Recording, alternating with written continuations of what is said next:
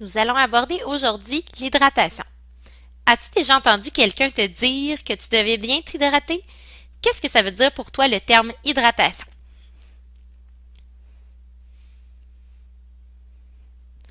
En fait, bien s'hydrater, ça veut dire qu'on a assez d'eau dans notre corps pour qu'il puisse bien fonctionner. Entre autres, cette eau-là va servir à la digestion des aliments.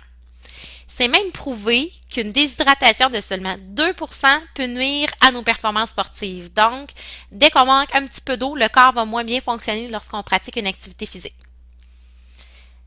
Prochaine question. Selon toi, quelle est la proportion d'eau en pourcentage dans ton corps? Est-ce que ça pourrait être 25%, 50%, 100%?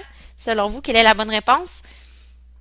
En fait, notre corps contient environ 65% d'eau. Ça va varier avec l'âge.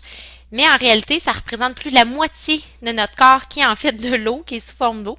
Pour illustrer la quantité, pour vous montrer à quel point c'est une quantité qui est énorme, ça équivaut à environ 65 bouteilles d'eau de 500 millilitres pour un ado ou une personne qui pèse autour de 50 kilos ou 110 livres. Donc, ça fait vraiment beaucoup d'eau dans le corps humain, ce qui m'amène à vous demander, d'après vous, qu'est-ce que le corps fait avec toute cette eau-là?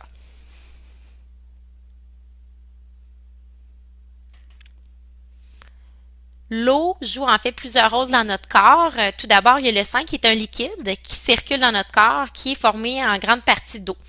Cette eau-là permet en fait de transporter des nutriments, par exemple le glucose, qui est notre source principale d'énergie lorsqu'on fait de l'activité physique. Puis ça permet également d'apporter de l'oxygène vers nos muscles, ce qui permet la production d'énergie, qui, elle, fait en sorte qu'on est capable de bouger et de pratiquer des activités.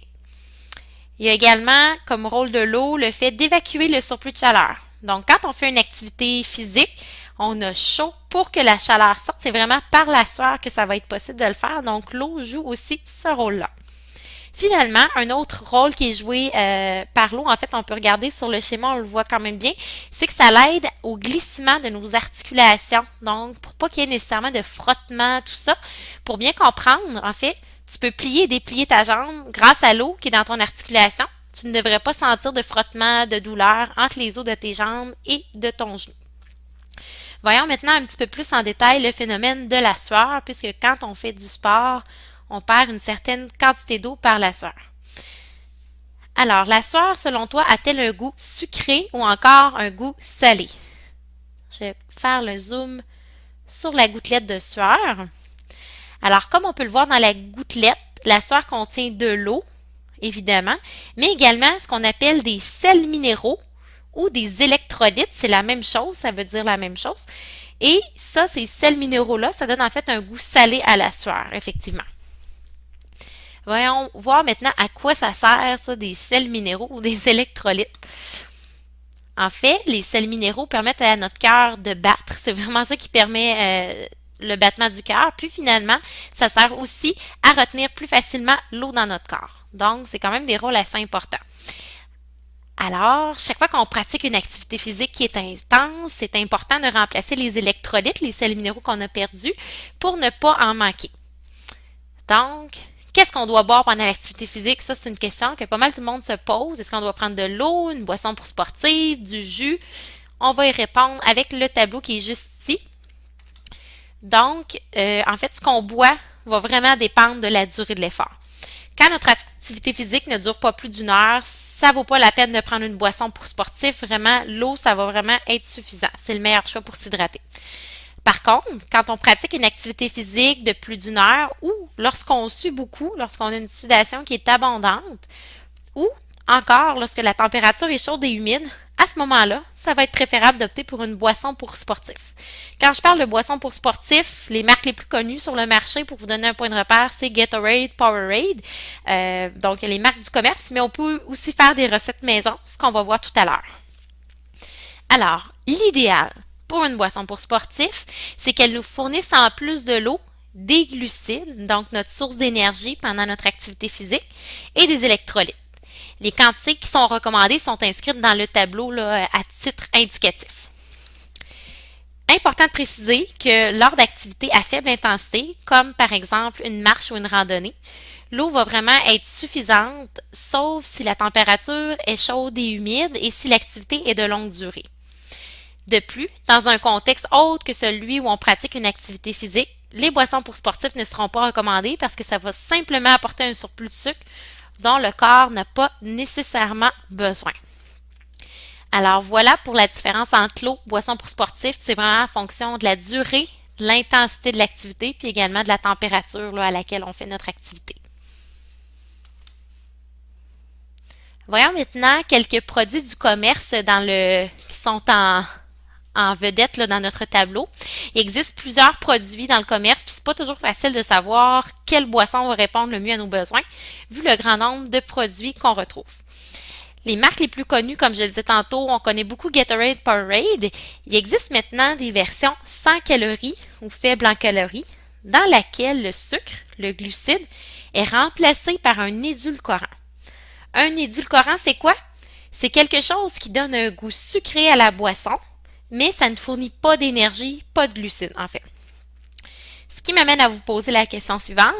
Si tu devais choisir une boisson pour sportif pour une activité physique intense de plus d'une heure, est-ce que tu opterais pour la version régulière, donc le Gatorade, Gatorade Perform ou Powerade, ou encore est-ce que tu opterais plutôt pour la version sans calories, réduite en calories, comme le G2 ou encore le Powerade Zero?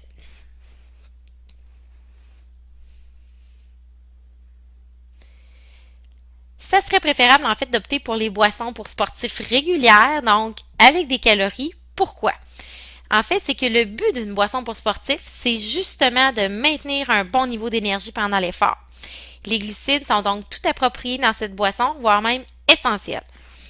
Tandis que les boissons réduites en calories ou sans calories ne présentent aucun avantage et risquent même en fait de nuire à notre performance étant donné qu'elles ne fournissent pas de glucides. On a parlé des boissons du commerce. Maintenant, chose très intéressante, en fait, c'est de faire nos propres recettes de boissons maison. J'en ai mis 3 recettes là, à l'écran, donc à l'orange et à l'érable. Il y en a aussi un mélange qu'on peut faire avec pratiquement n'importe quel jus de fruits. Ça peut être raisin, ananas, pomme, orange, vraiment pour tous les goûts. Puis finalement, une autre sorte que j'aime bien, un mélange de canneberge et érable qui est excellente également. Alors, ces 3 recettes-là maison sont simples à faire, bien équilibrées côté glucides, côté sels minéraux, ce dont on discutait tantôt. Puis, ce qui est le fun, c'est que ça revient vraiment moins cher que d'acheter les versions qu'on a à l'épicerie ou au dépanneur, les marques du commerce. Finalement, petite idée, on peut aussi créer notre propre recette avec notre jus de fruits préféré et ça fonctionne très bien. Là, on peut se fier quand même aux quantités là, qui sont inscrites. Souvent, la proportion est assez similaire. Là. Généralement, ça prend un petit peu plus d'eau que de jus de fruits, mais c'est généralement assez semblable là, dans les recettes quand on remarque là, les différentes versions que je vous propose. Alors voilà pour les boissons pour sportifs maison qu'on peut cuisiner soi-même. Finalement, ça m'amène à vous parler d'une idée qui est populaire ces temps-ci de boire des breuvages dans des pots maçons. C'est pas obligatoire là, de le prendre dans un pot maçon. Mais c'est une excellente façon, en fait, de rendre l'eau plus goûteuse, plus colorée, en fait, de la parfumer. C'est vraiment comme on le voit sur l'image, c'est d'y ajouter des fruits. Ça pourrait même être des légumes ou encore des herbes fraîches. Il y a certaines combinaisons que j'aime beaucoup, je les ai notées à l'écran. Donc, un mélange de tranches de citron avec des fraises et des feuilles de basilic. Ça va donner un mélange très frais. Également, une bonne combinaison, ça va être des framboises avec des petits quartiers de lime. C'est très bon. Quelque chose d'innovateur, mais vraiment intéressant, c'est du concombre, là, tout simplement en tranche dans l'eau. C'est délicieux. Puis quand on le combine avec le pamplemousse, c'est encore meilleur. Finalement, dernière combinaison que je vous propose, un mélange de bleuets avec des mûres puis de l'orange, en fait des tranches d'orange. C'est vraiment excellent aussi. Puis en fait, vous pouvez vraiment y aller avec les fruits que vous aimez. Ça pourrait également être des melons d'eau, par exemple. Il y a vraiment beaucoup de possibilités, aucune limite possible. Puis ça fait vraiment en sorte que l'eau est plus agréable à boire.